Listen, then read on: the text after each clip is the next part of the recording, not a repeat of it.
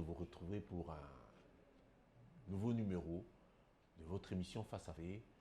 Nous recevons des acteurs politiques, des personnalités, généralement des gens qui ont une vision, des gens qui rêvent de changer les choses. Et aujourd'hui, nous allons recevoir quelqu'un qui n'est pas n'importe qui. Pourquoi? Parce qu'en fait, notre invité a été mandataire d'une des grandes entreprises publiques du pays. Notre invité est un scientifique. Notre invité est un acteur de développement. Et enfin, notre invité est un leader politique. Alors, il s'agit de qui? Il s'agit de M. Jean-Baptiste Kongolo Kabila Mouchi. Bonjour, monsieur. Bonjour. Monsieur Jean-Baptiste Kongolo Kabila Mouchi, vous aviez été à l'OFIDA, à la DGDA, généralement mieux connu sur l'OFIDA, les douanes et les axes. Un monde très important où généralement régie financière qui soutient le trésor public. D'entrée de jeu, votre passage à la DGDA, comment vous le considérez? Bien, merci beaucoup. Je crois que votre question est un peu plus complexe. Je dirais simplement, si je peux commencer par me présenter, c'est Jean-Baptiste Kongolo Kabila Mouchi. Je venais effectivement de terminer mon mandat à la Direction générale des douanes et axes, où je suis entré. Vous avez gravi tous les échelons. Oui, évidemment, par ce concours, j'avais été recruté comme brigadier. En quelle année? En 1991. Et de brigadier au directeur général, c'est cela, l'ascension. Nous avons non seulement gravi tous les échelons de l'administration chez nous, mais aussi nous avons parcouru pratiquement tout le pays. Et nous sommes allés quelque chose sur nos frontières. Sur toutes nos frontières. Il est possible que je puisse les citer par cœur, parce qu'en fait, je connais toutes nos frontières maintenant. On va y arriver. Mais, au terme de ma carrière, je me vois lancé dans le développement. C'est cela. Donc, je voulais simplement vous dire que la DGDA, c'est une partie de ma vie, parce que j'y ai fait plus de 33 ans de service. Et moi, aujourd'hui, j'ai une soixantaine, 67 ans aujourd'hui. Alors, la DGDA, à vous entendre, ça a été une très bonne expérience pour vous. Mais alors, la DGDA est souvent synonyme de le monde, la société, de la corruption. Dans l'opinion populaire, vous avez été à la tête d'une société réputée avoir des agents corruptibles à tout point de vue, généralement avec les opérateurs économiques étrangers. Qu'est-ce que vous en dites? Bien, vous savez, le terme corruption suppose qu'il y a deux acteurs majeurs. Il y a celui qui vient proposer et celui qui prend ce qu'on lui a demandé. Il faut d'abord dire ce que c'est que la corruption. Donc, ça permet de nous dire qu'il y a deux acteurs. Celui qui reçoit et celui qui donne. La corruption est une antivaleur. Ah ben oui, c'est une antivaleur, oui. C'est une antivaleur qui concerne et le corrompu et le corrupteur. Et le plus fautif, oui, c'est celui qui est corrompu. Ah voilà. On voit beaucoup plus celui qui est corrompu, on ne voit pas celui qui est corrupteur. Je ne voudrais pas dire qu'à la douane, il n'y a pas de corruption. Non, bien sûr, il y en a. Parce qu'ils sont en contact avec les corrupteurs aussi. Mais aussi qu'il n'y a pas qu'à la douane, c'est l'administration publique tout entière, parce qu'ils sont en contact avec d'autres personnes. Il est vrai que ces antivaleurs ont été combattues durant toute notre carrière.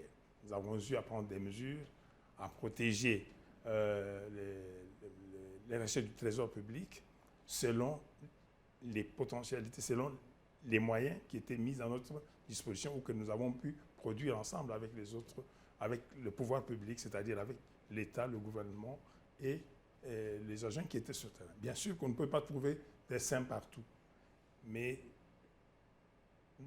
ce que je peux dire est que la corruption doit être combattue sous toutes ses formes, que ce soit à la douane ou partout ailleurs. Mais alors, vous avez été à la DGDA à une époque, bon, selon les statistiques, qui était comme une époque florissante. Parce que vous avez été d'abord l'adjoint de M. Rouguiza, et puis vous avez été le titulaire finalement, lorsqu'il n'était plus là. Alors, Oui. qu'est-ce que vous avez à dire en rapport avec les exonérations qu'on l'on accorde à certains Congolais qui finissent par aller dans les intérêts des opérateurs économiques étrangers? Qu'est-ce que c'est d'abord? Qu'est-ce qu'il faut entendre par exonération? Il s'agit des marchandises, c'est-à-dire qui devraient en principe payer les droits et taxes selon la loi, mais pour lesquels l'État, c'est-à-dire l'État donne des facilités à certains opérateurs pour des raisons bien claires. Soit deviennent finalement des manques à gagner pour le trésor public. Oui, mais suivez-moi. C'est dire que on exonère ce qui est prévu par la loi de pouvoir payer, c'est-à-dire que cette marchandise devrait payer les droits de douane.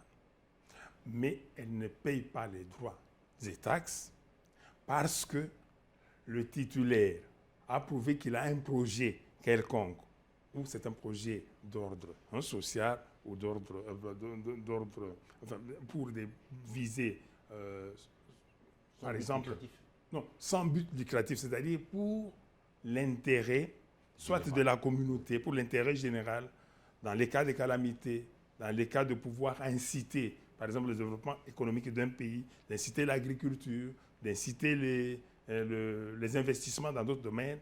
On dit cette marchandise-là, compte tenu de l'objectif à atteindre, ne va pas payer les droits et taxes. Alors, qu'est-ce qui se passe? Ce qui se passe, c'est que les bénéficiaires de ces exonérations, dans la plupart des cas, ne parviennent pas à pouvoir réaliser les objectifs pour lesquels ils ont obtenu les exonérations. Là, ça devient effectivement un manque à gagner pour l'État dans la mesure où l'État a pris en charge les recettes qui devraient provenir du paiement des droits et taxes. Mais alors, comment ça se fait qu'il faut absolument que ce soit des Congolais qui ne soient pas en mesure de respecter cette faveur que l'État leur accorde et que finalement, on réalise que ce sont généralement des étrangers qui en bénéficient? N'y a-t-il pas connivence ou... Non, voilà, je voudrais plutôt vous dire ceci. À votre niveau, vous avez déjà compris ça? J'ai défini, oui, j'ai compris. Mais alors, qu'est-ce que vous avez fait quand vous étiez... Voilà. J'ai commencé par dire ce que c'est que l'exonération. L'exonération est légale. C'est-à-dire qu'il y a certaines personnes, physiques ou morales, qui bénéficient des mesures de facilitation en vue d'atteindre tel ou tel objectif. Alors, pour les produits qu'ils vont importer, devront passer dans ce cadre-là. C'est ainsi qu'il y a, par exemple, le code des investissements. C'est ainsi qu'il y a, par exemple, en cas de calamité, lorsqu'on importe, parce qu'on doit aller servir les gens, par exemple, nous avons des problèmes de guerre à l'Est. Nous avons des dons et des legs, par exemple, que l'on pourrait amener là-bas pour soulager les populations. Il y a des problèmes d'ordre sanitaire qui interviennent lorsqu'il y avait eu, par exemple, la Covid. On importe des marchandises. On dit que ces marchandises-là ne vont pas payer. Dernièrement, ici, le gouvernement venait de prendre une mesure de suspension de la TVA sur les produits alimentaires de grande consommation. C'est-à-dire que les marchandises entrent, ça ne paye pas la TVA parce que l'objectif poursuivi est d'accroître la quantité des produits sur le marché de façon que ça soulage la population, surtout en tendant vers les fêtes de fin d'année. Alors, qu'est-ce qui se passe? Il se fait que ceux qui importent, au lieu de pouvoir vendre pour ceux qui ont, par exemple, bénéficié de cette facilité-là, c'est pour les produits alimentaires de grande nécessité, au lieu de vendre à un prix relativement faible parce qu'ils n'ont pas pu payer les droits, ils en vendent à un prix plus élevé. Donc, c'est-à-dire qu'ils n'ont pas pu faire profiter à l'État. Qu'est-ce qui se passe que ces gens réagissent de cette manière? Y a-t-il un dysfonctionnement dans l'application de cette exonération? Suivez-moi alors.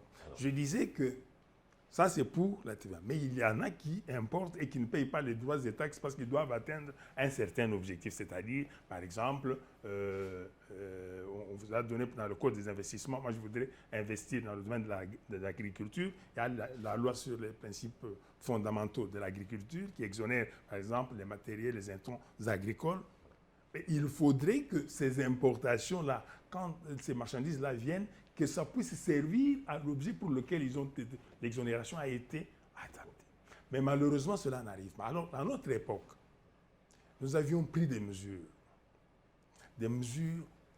d'interdire, alors que tous ceux qui sont exonérés, s'ils ont présenté des projets qui devraient être faits, qui devraient être réalisés par exemple à Kinshasa, que toutes les marchandises viennent simplement à Kinshasa.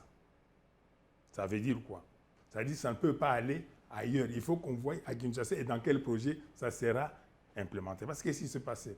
Il amène le marchandise parce que c'est à Kinshasa qu'on va construire l'hôtel. Il amène du ciment en exonération de droits et taxes, alors qu'il envoie ce ciment en vente dans le Kasaï ou dans le Bandundu ou à Kinshasa. Alors nous avions pris des mesures à l'époque tendant à pouvoir suspendre toutes ces marchandises qui pouvaient aller ailleurs. Ah ben oui, ça portait des fruits. Nous avions pris à l'époque des mesures sur les compensations.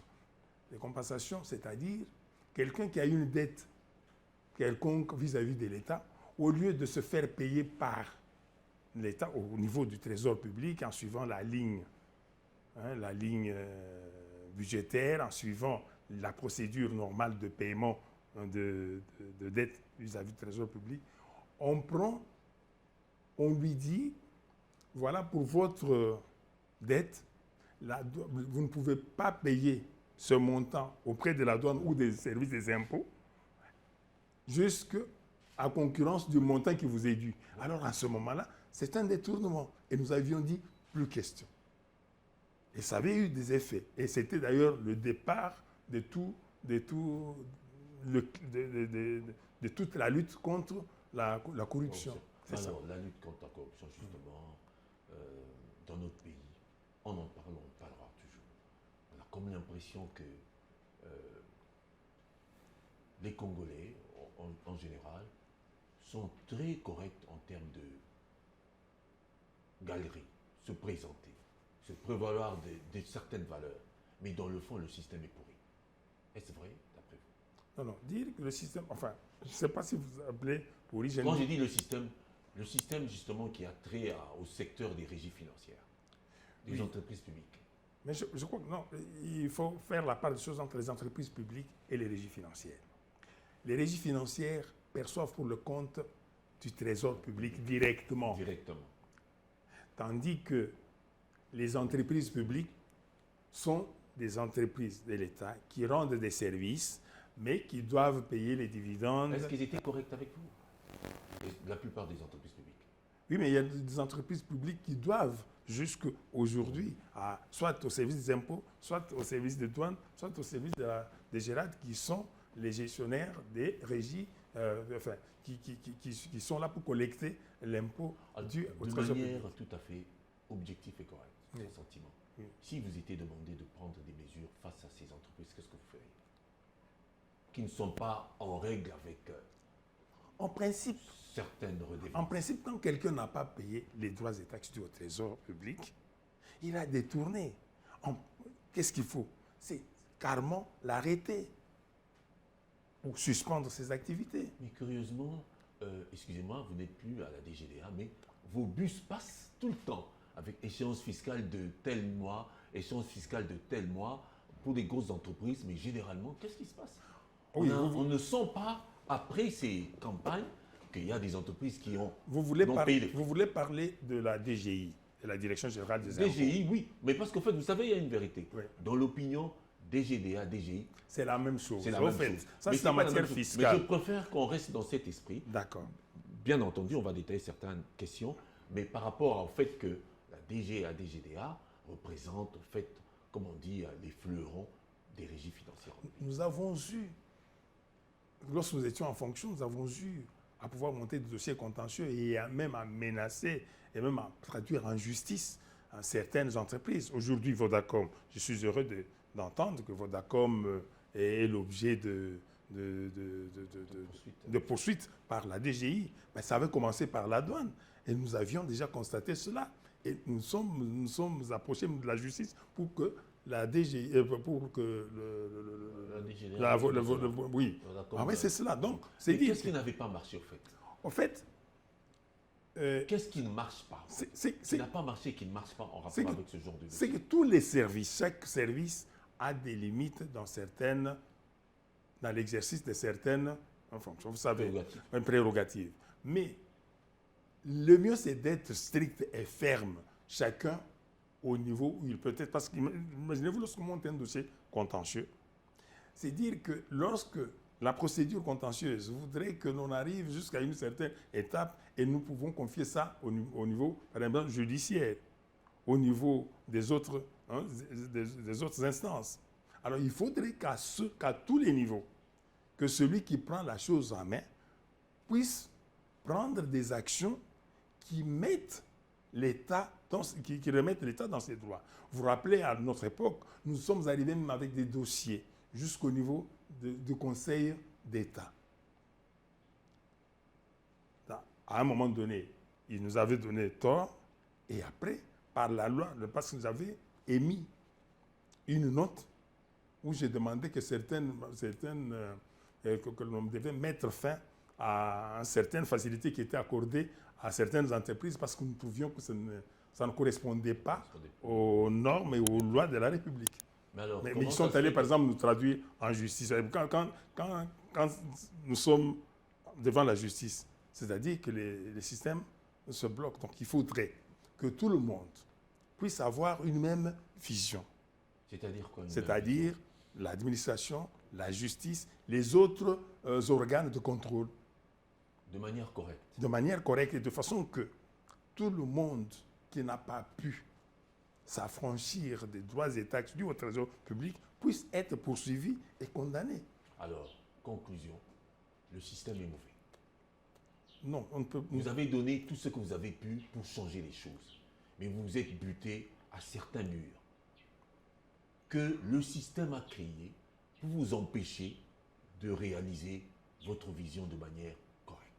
Je crois qu'il y a un problème, il y a quelque chose que nous devons... Faisons la part des choses. Il y a ce qu'on appelle système, il y a ce qu'on appelle individu. C'est-à-dire... Vous êtes un individu. Je suis un individu, c'est-à-dire lorsque j'avais à maintenir ma position, elle demeurait celle-là. Et il faudrait que tout le monde soit ainsi lorsqu'il s'agit de faire dire la loi. J'allais justement vous poser la question par rapport à ce que vous venez de dire. Quel conseil est-ce que vous pouvez donner aux opérateurs économiques et aux agents des régies financières, aujourd'hui que vous n'êtes plus là, par rapport à leur Le conseil travail? que je pourrais donner aux opérateurs économiques, c'est d'être en mesure de pouvoir payer leurs impôts. Donc, on doit contribuer à l'émergence de la société. On ne va pas développer le pays sans payer nos impôts. La fiscalité est lourde. Ah bon, voilà ce qu'il y a. Il y a ce qu'on appelle... La fiscalité est lourde, mais nous devons arranger les routes, nous devons construire les hôpitaux, nous devons construire des écoles. Nous allons les construire avec quoi? Il faut que tout le monde cotise. Mais la lourdeur de l'administration procède par l'action des hommes, c'est-à-dire des hommes qui sont collecteurs et des hommes qui sont pourvoyeurs de ces impôts-là.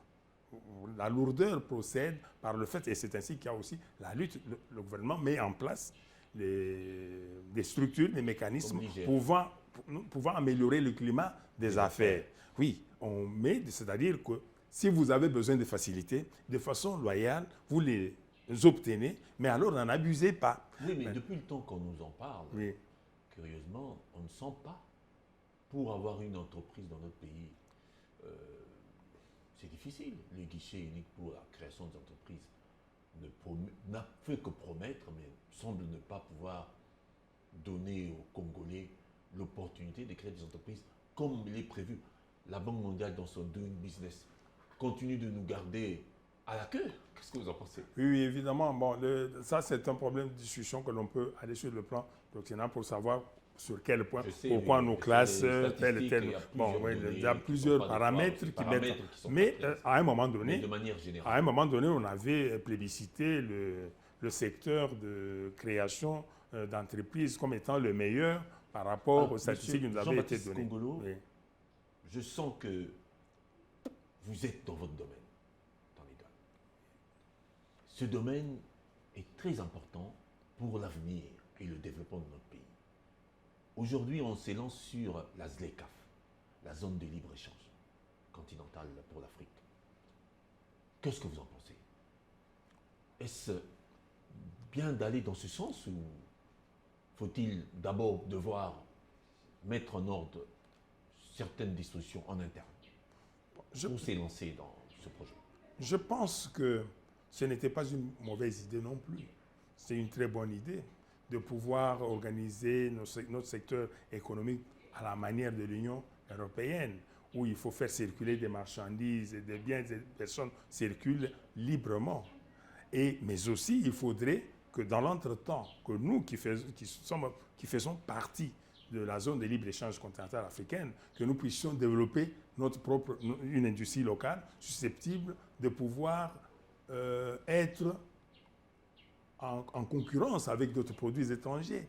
Mais alors, pourquoi est-ce qu'on n'est pas encore prêt en interne, mais on a comme l'impression qu'il y a une précipitation vers cette grosse plateforme qui va en fait permettre à ce qu'il y ait beaucoup d'échanges, un véritable boom économique dans notre pays. Mais regardez, 9 voisins, et nous ne sommes pas prêts. Est-ce que ça ne risque pas d'être un notre désavantage? Non, non, bien au contraire, ça doit nous stimuler. Comment Parce que eux, ils regardez le Rwanda. Oui. Le Rwanda déjà se sert, avant même qu'on en arrive à mettre, à disposer toute la carte du partage, oui, des avantages, des bénéfices. Oui. Le Rwanda tire déjà les dividendes de la ZLECAf. Non, illégalement, attention, d'une certaine manière. Je voudrais dire ceci.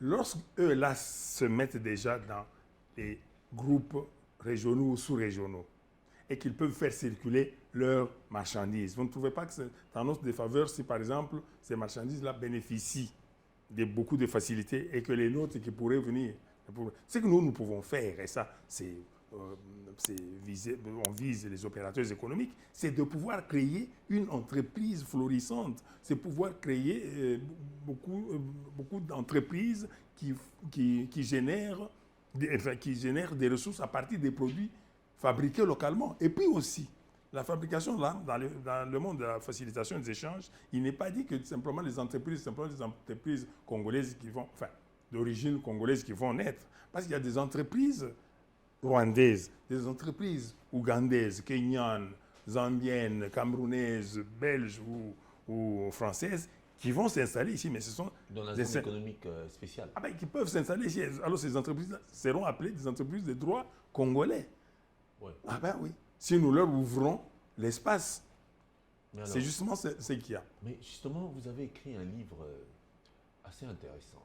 Vous avez écrit « Politisation de l'administration publique congolaise, réexamen et prolongement ».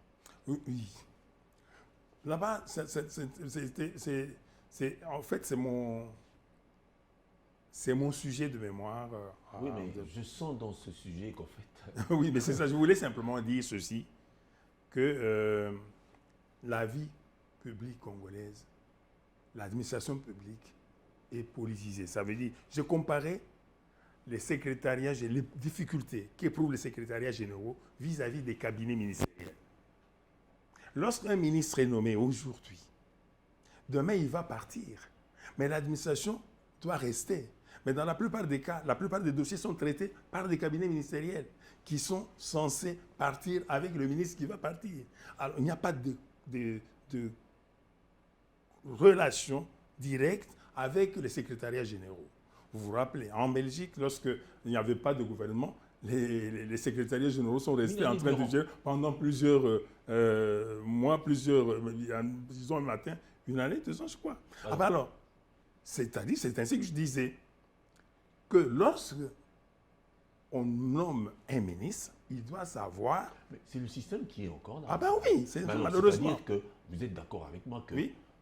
Aller avec ce système-là, cette pratique vers la ZLECAf, nous allons vers une catastrophe. Non, non, attention, il ne faut pas confondre la zone de libre-échange continentale africaine. Non, mais c'est parce qu'il ne faut pas se lancer, s'engager Oui, dans une plateforme qui va engager des pays où les systèmes sont plutôt bien organisés, oui. alors que nous partons déjà avec des failles majeures, d'autant plus que lorsqu'on laisse un cabinet prendre en charge les véritables questions du secteur, alors qu'il y a des secrétaires généraux, comme qui dirait des experts durables, formés, des fonctionnaires pour ça. Vous ne sentez pas que c'est... Oui, il faudrait commencer par là. Évidemment, mais là c'est l'administration publique. La ZLECAf ne concerne pas simplement l'administration publique, ça concerne aussi le secteur privé. Oui, Le secteur privé qui devrait produire d'abord. mais le secteur privé dans notre pays, Oui. vous pouvez l'identifier facilement? Mais oui, parce qu'il y a la FEC qui existe. Il y a la FEC qui existe. Excusez-moi. Il y a la FEC qui existe. Il y a des entrepreneurs. Il y a des miniers qui sont là. Le secteur privé dans notre pays est Oui. informel. Oui, ça c'est vrai. Nous avons encore des difficultés. Et ces difficultés-là sont aussi liées à l'infrastructure. Ça veut dire quoi? La superstructure repose sur l'infrastructure. Moi, j'ai toujours pensé que la première chose que devait faire l'État, c'était de construire d'abord les routes, donc les infrastructures. Pour permettre au secteur privé d'émerger, il faut les infrastructures. Et c'est ainsi que, dans un article que j'avais pu publier aux enjeux économiques, je vais parler de la politisation, de la territorialisation des politiques. Je pense que le développement devait commencer par la base. C'est-à-dire que dans certains milieux, lorsque vous partez en Belgique, vous partez en France, on parle de la ville de Bruxelles, on parle de Saint-Nicolas, de Liège, on parle de Paris 5, Paris 6. Donc ce sont des entités, des communes qui sont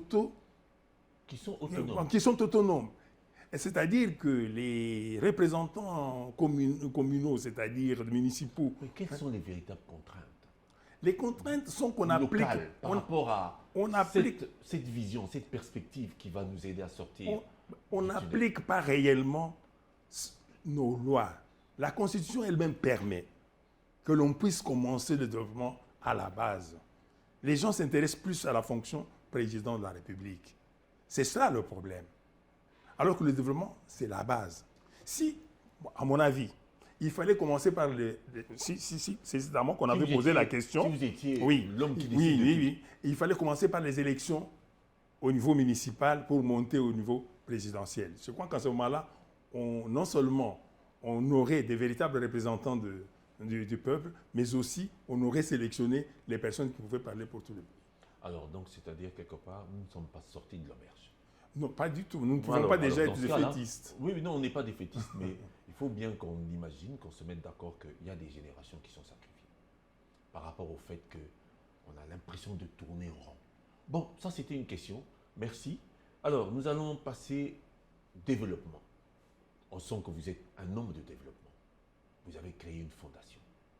La fondation Jean-Baptiste Kongolo Kabila. JBNKM. Voilà. JBNKM. Oui. Pourquoi? Oui, c'était dans l'objectif de cette fondation était d'aider au développement socio-économique de nos populations, surtout à la base. Développement intégral. Intégral. Vous le voyez comment? Le développement intégral. Ça veut dire. Avec des Congolais analphabètes, des Congolais qui n'ont pas de route, des Congolais qui vont dans des écoles pour s'asseoir sur des briques. Des Congolais qui ne connaissent même pas qui ne connaissent même pas leur pays. En fait, c'est ça le grand problème. Mais je revenais sur cette question voilà, pour vous dire que pour définir des véritables politiques économiques de développement d'un pays, il faut tenir compte de la population avec laquelle on travaille. Quand on prend des décisions au niveau, par exemple, de Kinshasa, est-ce qu'on connaît quelles sont les priorités des entités de base? Est-ce qu'il faut lui construire une école ou lui faire un pont sur une rivière? Ce sont ces priorités-là qui devraient être définies à la base, remonter vers le sommet et nous permettre de nous développer vite. C'est ainsi que je dis, la route est un élément essentiel qui peut véhiculer tout ce dont on peut. Est-ce que nous mettons de l'importance sur la route? Je vais vous dire une chose. Pour qu'un sac de ciment acheté, on produit du ciment au Congo. Oui, à Lukala. À Lukala ici. Oui. Mais on produit aussi le ciment à Likasi et même à Kolwezi. Le sac de ciment, non, GCK. GCK, oui, mais Simchaba, ça me rappelle. Simchaba, c'était à Lobodi. GCK, c'était à Likasi. Voilà. Vous achetez le sac de ciment à environ $7. Pour qu'il quitte Likasi, pour arriver à Mweneditu, c'est au moins $9. Donc, c'est au moins $9. Mais il faut ajouter tout ce qu'il faudrait avoir. Ça va arriver, le sac va arriver à environ $21. Donc, un sac acheté à $7 arrive dans le même pays, dans un autre lieu, à $21. Alors que lorsque vous l'achetez en Chine ou en Turquie. Oui, et dans l'autre sens, lorsque on définit la politique de 145 territoires, on donne le même montant, c'est la raison pour laquelle il faut le même montant dans tous les territoires. Le territoire de Songololo, s'il a 10 millions, il peut acheter son sac de ciment à $10. Enfin, à $10, si c'est bon. Mais le territoire de Cabinda, le territoire de Lubao, de Sankuru ou de Sankuru, ou alors le territoire de Moba, ils vont acheter ce ciment à combien? Ils achètent à Cabinda $35, à Mboujima à $27, au Sankuru, là, ce sera peut-être à $40, à Moba à $30. Vous vous rendez compte? Alors, des investissements. Ah, voilà. C'est ainsi que nous disons que le développement devrait commencer, enfin, la politique du développement doit commencer par la base. Ça veut dire que lorsque nous avons des représentants au niveau des municipalités qui peuvent faire remonter au niveau national. Quelque part, vous êtes en train de nous faire comprendre que la politique que nous avons pour le développement n'est pas adéquate. Oui, elle n'est pas adaptée. Il faut en principe l'inverse. Il faut un développement dans la politique. C'est ça. C'est-à-dire, il faut faire l'inverse. Il faut faire l'inverse, il faut partir de la base. Donc, le système top-down n'a pas réussi chez nous. Voilà. Il faut le système bottom-up. OK. Voilà. C'est-à-dire qu'on est d'accord avec vous que selon les Anglais. 1960, il ne fallait pas. Il ne fallait pas nous accorder ça. Mais non, il ne fallait pas nous accorder. Il fallait entrer dans le système du plan du professeur Van Bilsen. Oui, vous dites. C'est-à-dire qu'il fallait peut-être attendre le temps. Non, non. Il fallait attendre le temps. Ce n'est pas lié à ça. On est allé très vite. Mais vous et moi, nous parlons français. Oui. C'est que moi, la théorie que je suis en train d'énoncer maintenant, là, cette théorie-là, il y a certains de mes collègues qui en ont. Il y en a qui sont en fonction, qui sont en train de travailler, qui pouvaient bien prendre cela comme une motivation. Et s'ils n'en prennent pas, est-ce parce que nous n'avions pas eu l'indépendance est arrivée après. Voilà. Lors de l'indépendance, il y avait eu 4, 5 ou 6 universitaires. Mais après, il n'y en a plus 4 ou 5 ou 6. Il y en a une multitude. Il n'y en a qu'à voir des millions. Et il faut voir simplement... Dont la moitié voilà. N'est pas en mesure de défendre. Oui, mais ce sont toutes même des universitaires. Oui, comment on dit, de façade. Bon, voilà. Alors, nous allons évoluer. La fondation. Réalisation. Oui. À ce jour, la fondation... depuis combien de temps? C'est depuis 1997 que cette fondation a été créée. L'objectif principal, c'était, comme je venais de le dire, un développement intégral, c'est-à-dire au niveau de nos entités de base, être capable de pouvoir les aider. La base, c'est surtout dans la province de Lomami, où nous avons tourné beaucoup plus de nos activités. C'est-à-dire que nous encadrons les paysans en leur fournissant des engrais, parce que nous sommes en contact avec l'INERA, avec les institutions de recherche, en vue d'obtenir des semences améliorées et distribuées aux villageois. Mais aussi parce que là-bas, nous encadrons les villageois et les paysans qui peuvent avoir des cultures commerciales. Agricole? Non, il n'y a pas que de secteur agricole. Je parle d'abord du secteur agricole. Je dis que nous encourageons, par exemple, nous sommes dans un milieu où on produisait beaucoup d'arachide. L'arachide, on ne produisait que pour manger ou peut-être comme ingrédient, mais on n'a jamais produit. Pourtant, l'arachide produit de l'huile. Nous avons voulu encadrer ces paysans-là et leur amener une unité de production qui pourrait produire de l'huile. Et nous sommes en train de Et vous produire. l'avez réalisé. Oui, que nous avons réalisé et qui se trouve là. Et mais aussi que nous sommes dans le domaine de construction. C'est-à-dire que, étant donné que nous n'avons pas de... Il nous est difficile d'obtenir du ciment. Et nous avons pu, avec des partenaires, obtenir des moyens pour pouvoir fabriquer des briques stabilisées. Sur place. Qui peuvent permettre que tout le monde puisse avoir des briques qui puissent résister aux intempéries. Et ça marche. Oui, ça marche. Et vous avez construit à peu près combien de maisons? Non, là-bas nous sommes maintenant, c'est deux projets, parce que pour faire amener la maison, il ne suffit pas. Le projet est encore en phase. Oui, mais les gens sont en train de pouvoir s'adapter à cette technologie-là. Infrastructurelle, les maisons, qu'est-ce que vous faites d'autre? Mais il y a aussi l'encadrement, par exemple, dans le domaine de foresterie, former les gens pour pouvoir, dans le cadre de l'environnement, de maintien des plantes, de maintien des forêts, parce que chez nous, il y a des érosions, ce sont des milieux érosifs. Et donc, il faudrait former les gens à planter les arbres, à les entretenir.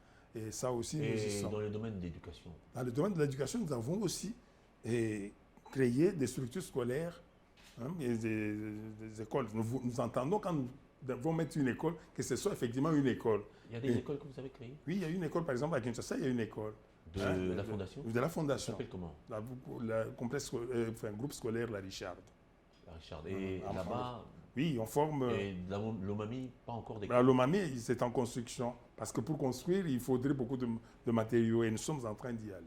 Et à l'Omami, il n'y a pas de lieu il n'y a pas d'auberge, il n'y a pas de lieu d'installation. Nous nous intéressons d'abord à rendre ce milieu-là beaucoup plus fréquentable. C'est ainsi que nous construisons d'abord des unités d'hébergement qui puissent permettre que quand les gens viennent, ils puissent nous trouver quand même chez nous et être en mesure de pouvoir... La Lomami, c'est... Mais il n'y a pas que ça. Nous avons aussi mis en place une unité de minoterie parce que nous encourageons aussi l'agriculture de maïs. Et tout cela, ça doit être... il nous faut. À la Lomami, vous êtes dans le secteur de Kanyok ou bien des Kabinda? Kabinda. De Kabinda. Oui, Kabinda, mais nous allons partout, même à Moyentit où nous y sommes. Il y a un Kabinda, Moulindambo, qui avait lancé des activités là-bas. Si, mais... Elles existent toujours? Non, c'est pratiquement en ruine. Et qu'est-ce qu'il faut faire?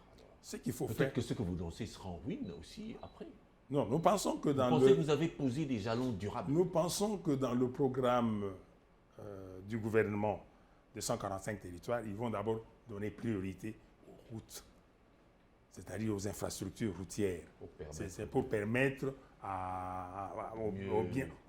aux personnes et aux biens de circuler aisément et de maintenir les structures existantes. Alors, donc, c'est-à-dire quelque part, la fondation est, comme qui dirait, en pleine évolution. Oui, elle est en train encore atteint, comme on dit, la vitesse de croisière. Pas encore, mais elle est vraiment en train d'y aller pour permettre un développement un peu plus ou moins rapide, pour rendre, ne fût-ce que fréquentable, le milieu dans lequel elle a commencé des activités. Vous n'avez pas un message à adresser à certaines personnes qui peuvent peut-être vous appuyer dans ce travail, dans cette fondation? Oui, nous disons qu'il faut... Au gouvernement d'abord. Au gouvernement, nous demandons de pouvoir appuyer sur toutes les structures existantes sur place qui ont des... Parce qu'il risque fort dans l'option des 145 territoires oui. de pouvoir descendre des gens parachutés de quelque part avec tous ces fonds et essayer de... Oui, malheureusement, c'est ce qui se fait maintenant. Et au lieu de tenir compte de ceux qui sont sur place, nous ne voulons pas faire... de la publicité pour nous, mais nous estimons qu'étant donné que nous avons déjà une idée de pouvoir faire mieux dans ces milieux-là, nous pouvons peut-être les aider à réussir, sinon à atteindre les objectifs que le chef de l'État s'est fixé en énonçant l'idée de 145 territoires. Mais est-ce que vous avez déjà effectué une démarche vers la structure qui s'occupe de la gestion de 145 territoires? Oui, nous y sommes déjà allés, mais malheureusement, ce n'est pas la même chose. C'est-à-dire que... En fait, il ne faudrait pas... Nous n'y allons pas comme des vendeurs de services. Nous allons et nous leur disons... Comme des partenaires. Mais s'ils veulent que nous soyons partenaires, tant mieux. Sinon, c'est eux-mêmes qui seront jugés sur l'État. Alors, on a comme l'impression qu'avec notre pays, tout est à refaire. Il faut rebâtir le pays. tout ça par la faute de ce que vous avez pratiquement relevé, la politisation de tout. Oui. Alors, la politisation, vous en êtes aussi. Pourquoi vous en Non, êtes? non, écoutez. Parce que vous êtes politique. Vous avez été un cadre du PPRD. Et aujourd'hui, vous êtes un cadre d'Ensemble pour la République. Expliquez-nous un peu ça. Comment ça se fait? Non, je n'ai jamais été cadre du PPRD. Je n'ai jamais été cadre de l'ensemble. Je n'ai jamais rencontré ni le chef de PPRD, ni celui de l'ensemble. Mais alors, vous êtes dans la politique, quelque part? Non, Pas du tout. moi j'ai été... Écoutez, j'ai toujours pensé que j'étais devenu à la tête de la DGDA, non pas par nomination, mais par promotion. Parce que je suis allé, j'ai été agent de bureau, attaché de quelque bureau, part, tout ça. Hein. Quelque part, pour finaliser Oui. ce parcours élogieux que vous avez eu, il a fallu que la politique graisse un peu certains Je mécanismes. voudrais vous dire vraiment Sincèrement, qu'il y a que pas eu je ça. ne les connais même pas.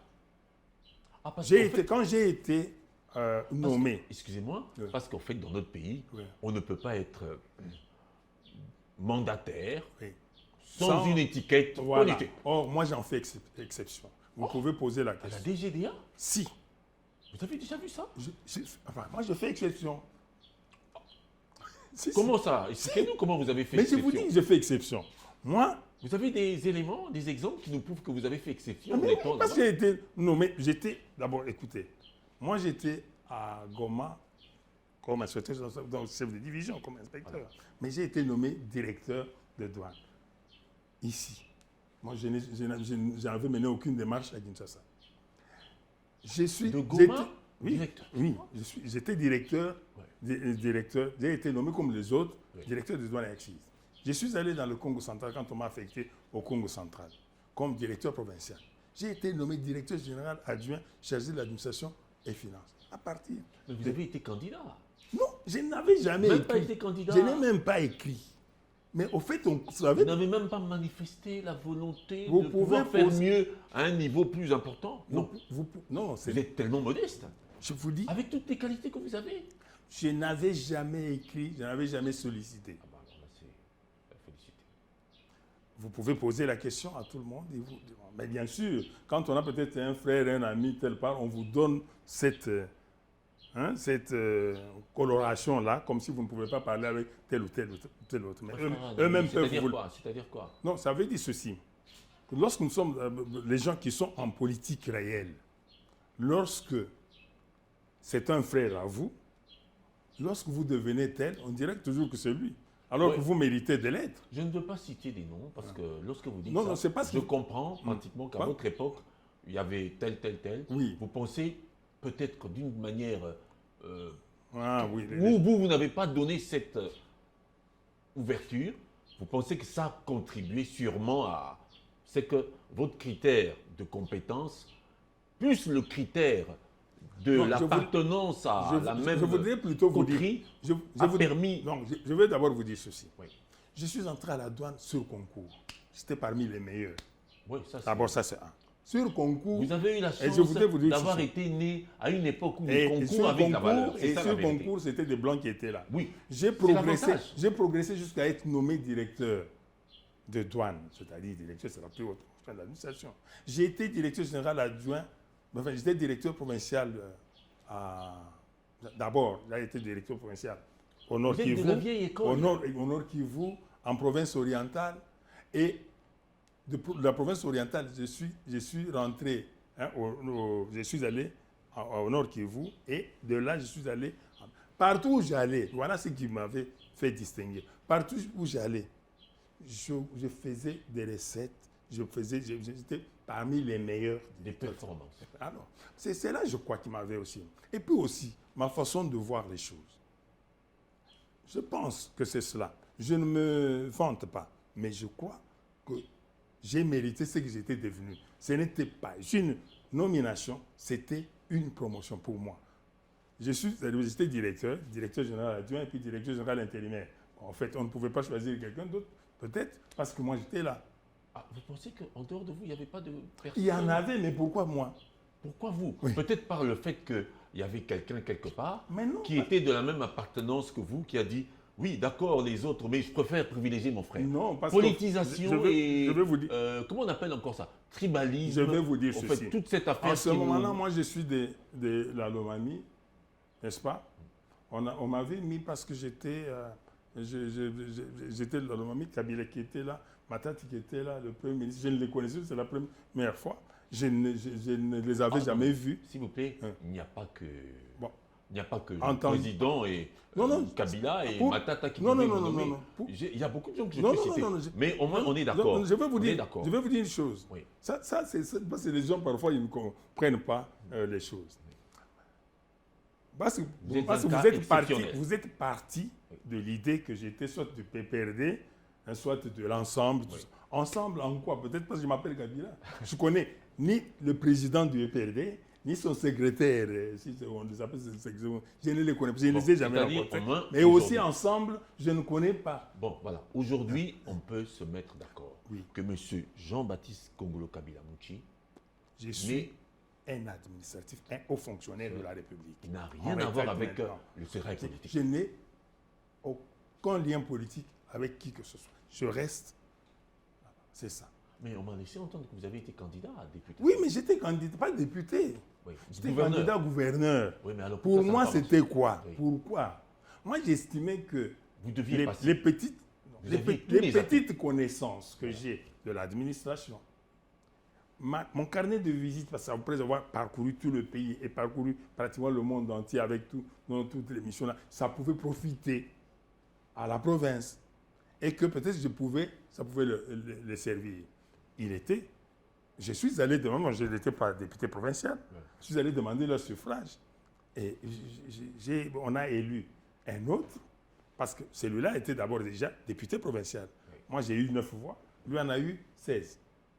Hein? Toi, Alors, 17. Donc c'est que non, les 9 là, c'était quand même des gens qui avaient pensé que j'étais en mesure de pouvoir faire Alors, quelque dans chose. votre intime conviction, est-ce que vous sentez que cette élection, vous l'avez perdue parce que vous n'aviez pas de soutien politique ouvert, ou bien parce que votre degré de compétence n'a pas servi à faire basculer Tenez, votre pour élire un gouverneur, on le choisit selon son programme, son projet de Vous société. aviez un bon Moi, projet. je suis allé présenter mon projet de société que j'estime avoir été le Vous meilleur. avez volé votre Mais victoire. si on ne pouvait pas me voter en fonction de cela, ça relève de ceux qui ont été des électeurs. Mais ce n'est Ça, pas bon. Mais Ce n'est ça- pas bon. Pourquoi? Parce que, au fait, aujourd'hui, la Lomami... Non, non, je ne m'en plains pas. Je ne m'en plains pas parce que celui qui est là est tout de même un fils de là qui peut quand même faire mieux. Ah oui, parce que vous estimez qu'il faut absolument un fils du terroir pour assumer les fonctions de ce niveau?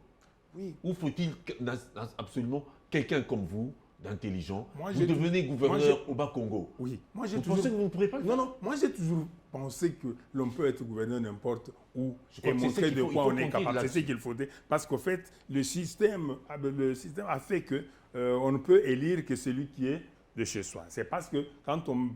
Une politisation Une tribalisme. politisation, c'est cela. Ce système-là fait que tout Ce celui mauvais qui... système-là.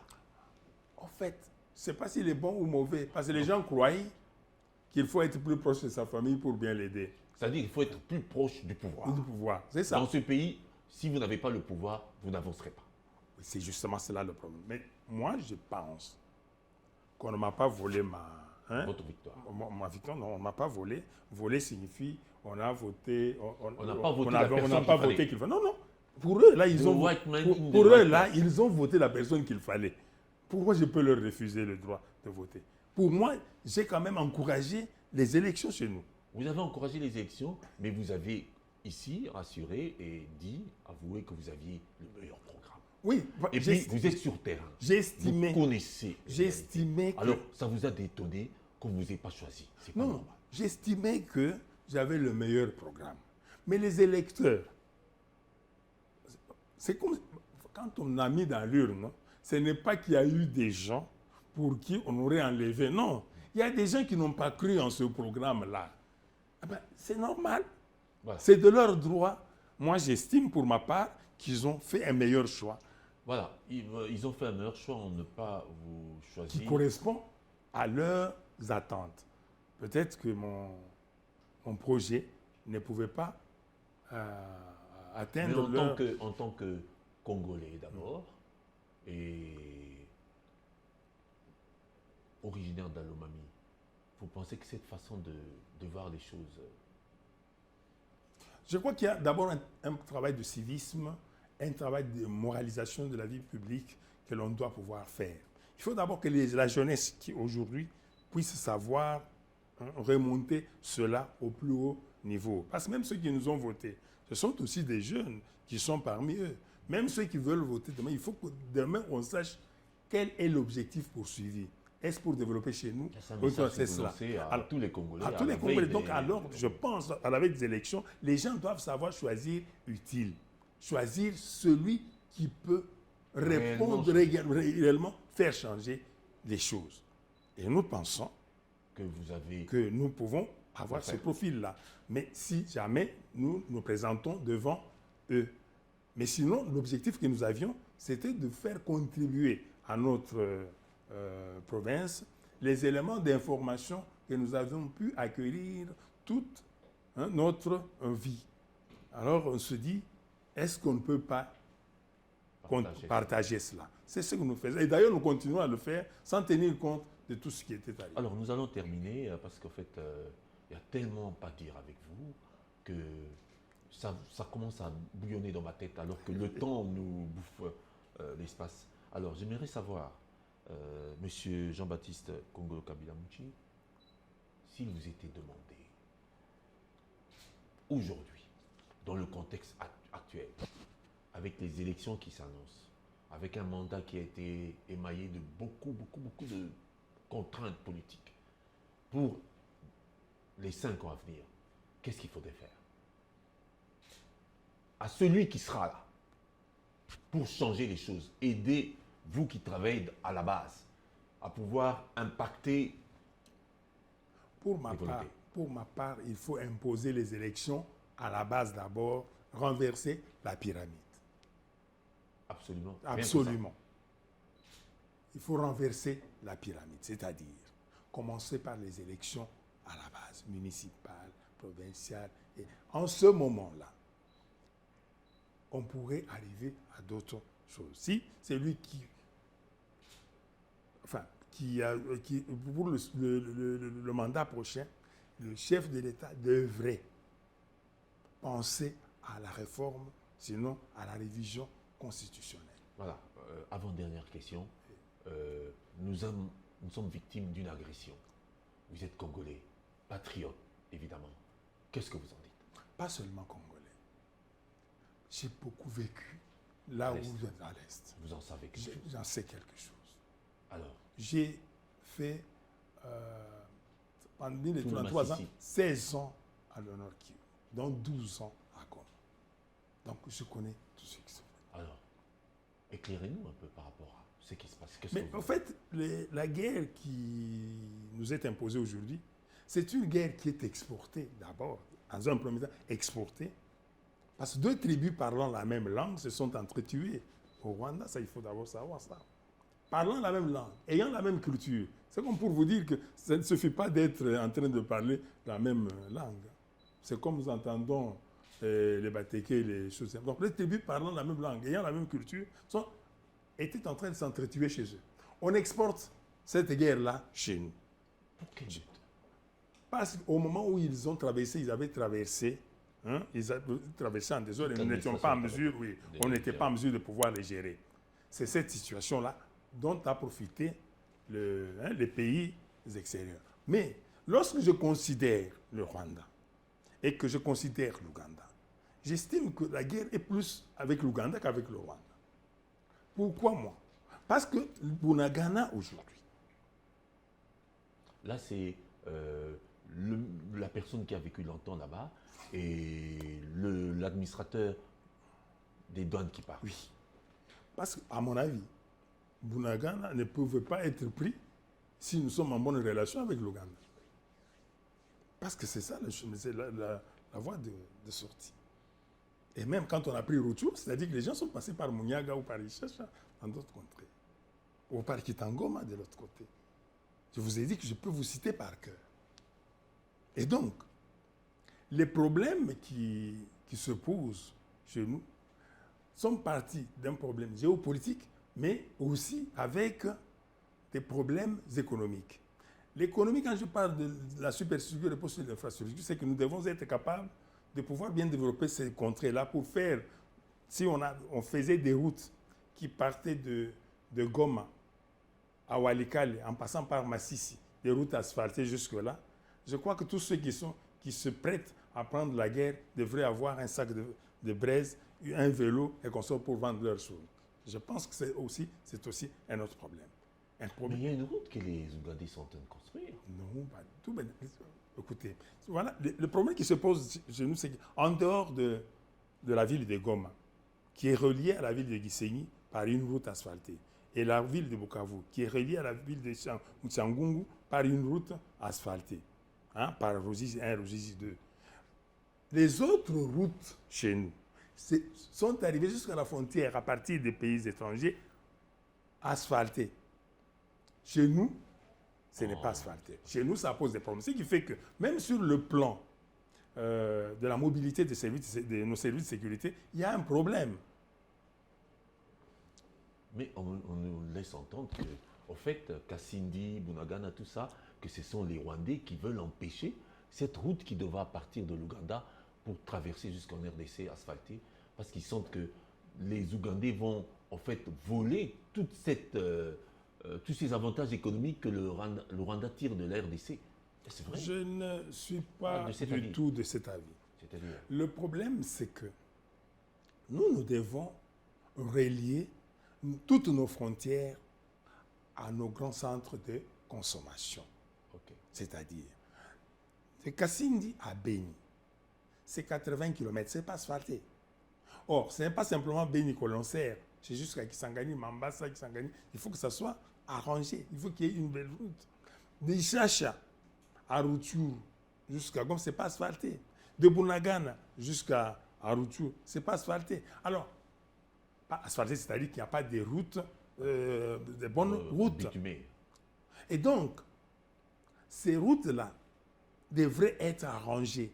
Et nos postes frontaliers devraient être bien lotis, bien construits, pour que l'on puisse d'abord avoir peur de nous lorsqu'on entre dans notre frontière. Donc, c'est ainsi que je parlais ici, que la superstructure repose sur l'infrastructure.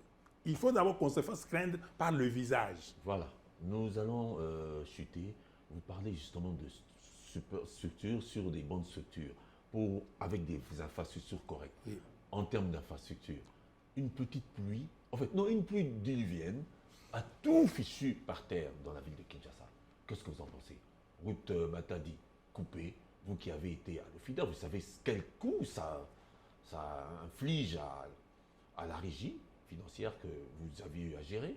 Et puis, Mongafula, pas plus tard qu'avant-hier, aussi. Comment vous comprenez ça? Vous savez, la ville de Kinshasa, pas plus que jusqu'en 2015, elle avait quelle population? Aujourd'hui, elle a quelle population? Nous devons adapter nos infrastructures par rapport à l'évolution de la population. Aujourd'hui, toujours sur les mêmes routes, nous sommes en train de mettre 10 véhicules qui étaient hier, sont devenus 100. Comment on parle? Les déchets que 10 personnes jetaient hier sont jetés par 20 personnes. Alors il faut anticiper. Il faut ouvrir, à mon avis, la principale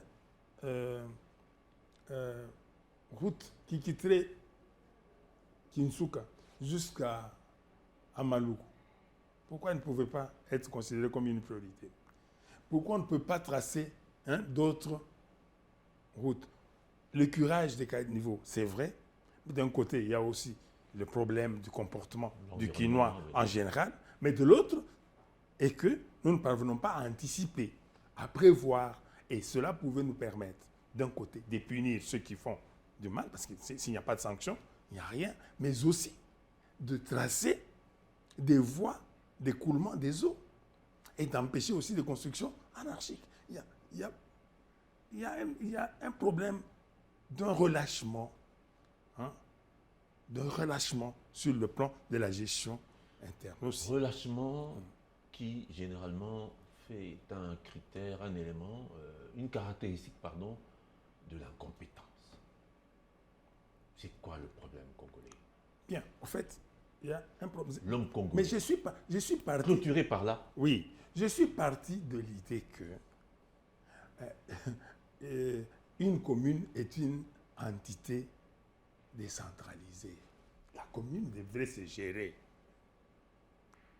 Vous voyez que si vous revenez sur la territorialisation des politiques en RDC, ça fait partie de mon article que j'ai lancé. Si vous justement, je parle de la façon dont une commune devrait être gérée par le bourgmestre de commune avec les conseillers municipaux qui définiraient les politiques de cette commune-là et on parviendrait par exemple à curer des caniveaux, à arranger des routes, peut-être des routes qui ne sont pas nécessairement d'intérêt provincial ou d'intérêt national. Parce qu'actuellement, lorsque tout ce qui se fait ici distrait le gouvernement, on a comme l'impression que le gouvernement ne s'intéresse qu'à ce qui se déroule à Kinshasa, comme si les routes sont dans bon état, comme si les conditions sont les meilleures à l'intérieur. C'est une distraction. Parce qu'on n'a pas donné des moyens, parce qu'on n'a pas donné des moyens juridiques et économiques nécessaires pour que les entités s'autogèrent. Alors, M. Jean-Baptiste Kabila Kongolo, c'était un plaisir de vous recevoir dans cette émission Face à Face. Il y a tellement de choses à dire, mais on rappelle que vous avez été directeur général à la DGDA. Après avoir gravi tous les échelons, vous avez commencé par un concours, vous étiez DGA, et puis finalement vous étiez au sommet et que vous êtes battu pour changer les choses. Scientifique, oui, doctorant, vous avez écrit des livres, intellectuel, vous avez une fondation, c'est-à-dire il y a de la philanthropie en vous. Oui. Et finalement, vous n'avez pas des accointances politiques, comme on dit, livrées, reconnues. Alors, êtes-vous content d'être Congolais? Si, très content. Je suis parmi les gens qui se sentent à l'aise, même lorsqu'on est à l'extérieur du pays. Parce que je n'ai rien à envier. Vous savez, le chef de l'État ne peut pas tout faire. Voilà pourquoi je parle de cela. Parce qu'il y a même des gens qui jettent l'opprobre à un chef d'État. Mais aujourd'hui, il peut être parti là-bas, parler de la politique en général. Et aujourd'hui, ce n'est pas lui qui est sur le terrain. Donc, moi, je crois que si nous étions fiers, si tout le monde était fier de son pays comme moi, il y aurait du changement. Il y en a heureusement qui le sont. Il a fallu que Kalingate soit à l'IGF. Est-ce que l'IGF n'avait pas existé? Mais il est là, mais il fait quand même des actions, il pose des actes que tout le monde loue. Qu'est-ce qui empêcherait chacun dans son secteur de se faire auréoler par le fait qu'il est en train de bien faire, si on aime son pays? Alors, M. Jean-Baptiste Kongolo, on vous remercie d'avoir été notre invité. Je vous en prie, merci beaucoup. Mesdames et messieurs, c'était là, face à face avec M. Jean-Baptiste Kongolo Kabila Mouchi, qui vous a prouvé, qui vous a démontré tout ce qu'il possède, la vision du changement, et que les Congolais devraient en principe imiter des Congolais de 7 ans. On vous remercie.